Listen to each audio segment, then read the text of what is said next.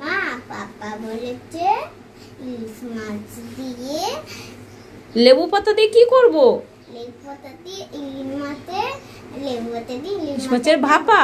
হ্যাঁ। তোমার পাপার তো খেয়ে কাজ নেই, যখন তখন একটা বায়না। চলো তাহলে করেই দিই আজকে। চলো। পাপা বলে গেছে মেয়েকে, মেয়ে বলছে মাম্মাকে আজকে ইলিশ ভাপা করতে হবে। কী দিয়ে না? লেবু পাতা দিকে। আর মাছ এনে হাজির দাদা ভাই তোমাদের। আর মাছ দেখতে পাচ্ছ এনেছে, মাছটা খুব ছোটো, খুব একটা বড় না, কিন্তু মাছটা খুব সুন্দর টাটকা মাছ। এবার মাছে আবার ডিমও হয়েছে। মাছটাকে ধুয়ে আমি বেশ ভালো করে জল ঝরা দিয়ে দেবো। আর এদিকে বাটাবটি করতে চলে এলাম শিল নোড়া নিয়ে। শিলের পরে দিয়ে দিলাম কালো সর্ষে, সাদা সর্ষে, আর একটু সাদা জিরে, আর কিছুটা একটু হালকা করে নুন। এবার আমি চলে যাচ্ছি মশলাটা তো নিয়ে নিয়েছি কাঁচা লঙ্কা দিয়ে সব কিছু বেটে। এবার দিয়ে দিলাম লেবু পাতা সবার শেষে, দিয়ে বেশ করে সুন্দর করে মাখিয়ে নেবো। মাখানোর পরে আমি এটাকে রেখে দেবো 10 মিনিট ঢাকা দিয়ে।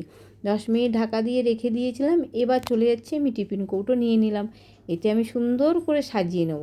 সাজানোর পরে সব মশলাটা ভালো করে মাখিয়ে দিয়ে, আর উপর থেকে মশলাটা দিয়ে সাথে দিয়ে দেবো 2টো গোটা কাঁচা লঙ্কা আর কিছুটা সর্ষের তেল। দেওয়ার পরে এবার যে লেবু পাতাটা দিয়ে মেখে রেখেছিলাম সেই লেবু পাতাটা উপর থেকে দিয়ে দেবো। দিয়ে টিফিন কৌটোটা আমি আটকে দেবো।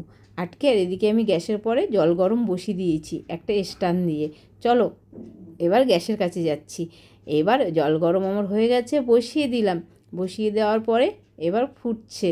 ফুটতে ফুটতে আধ ঘন্টা তো হয়েই যাবে, একটু তো টাইম দিতেই হবে। আমার মাছও রেডি হয়ে গেছে। এবার তোমাদেরকে নামিয়ে দেখিয়ে দিচ্ছি।